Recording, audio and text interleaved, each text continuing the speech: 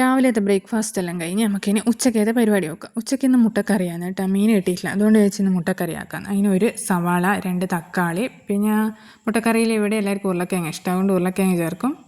പിന്നെ 2 പച്ചമുളക്, വെളുത്തുള്ളി, ഇഞ്ചി. പിന്നെ ഇതിലേക്ക് മസാല ചേർക്കുന്ന മല്ലിപ്പൊടി, മുളക് പൊടി, മഞ്ഞൾപ്പൊടി, കുരുമുളക് പൊടി, ഒരു 5 ചേർക്കും. ആവശ്യത്തിന് ഉപ്പും ചേർത്ത് നമുക്കൊന്ന് വേവിച്ചെടുക്കാം. അപ്പോൾ അത് സെറ്റായി. ഇനി തേങ്ങ വറുക്കുക. തേങ്ങയിൽ ഞാൻ കുഞ്ഞുള്ളി, കരിവേപ്പില, വെളുത്തുള്ളി, പിന്നെ 2 ഗ്രാമ്പു, പട്ട, പെരുംജീരകം എന്നെല്ലാം ചേർത്ത് നന്നായിട്ട് വറുത്തെടുത്തിട്ടുണ്ട്. ഞാൻ ഇത് അമ്മിയുമെന്നാണ് കേട്ടോ അരക്കുന്നത്. ഞാൻ വറുത്ത തേങ്ങയൊക്കെ അമ്മിയുമെന്ന് അരക്കുക, അതാകുമ്പോൾ വേഗം അമ്മിയുമെന്ന് വറുത്തതാകുമ്പോൾ വേഗം പേസ്റ്റ് പോലെ ആയി കിട്ടും.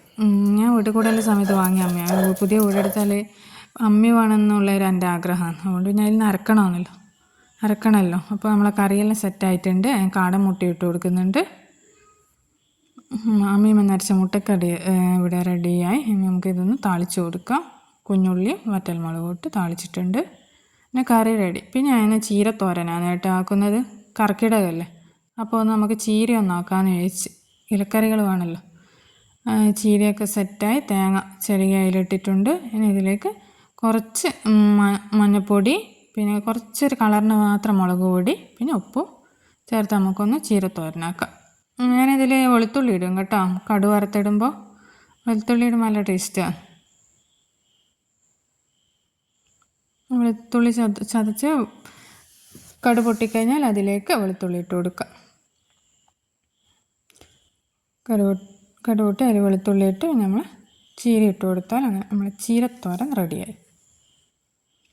പിന്നെ ഇന്നലെ വറുത്ത എൻ്റെ കോവക്ക കുറച്ച് ബാക്കിയുണ്ടായിരുന്നു, അത് ഞാൻ വെച്ച് അതൊന്ന് ഫ്രൈ ആക്കി എടുക്കാം.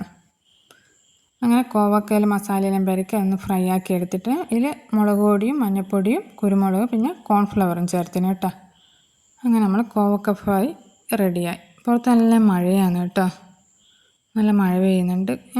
പിന്നെ അങ്ങനെ നമ്മളെ കുടുക്കയിലെ ചോറ് റെഡി ആയിട്ടുണ്ട്. അടുപ്പത്താണ് കേട്ടോ വെച്ചത് കുടുക്കച്ചോറ്.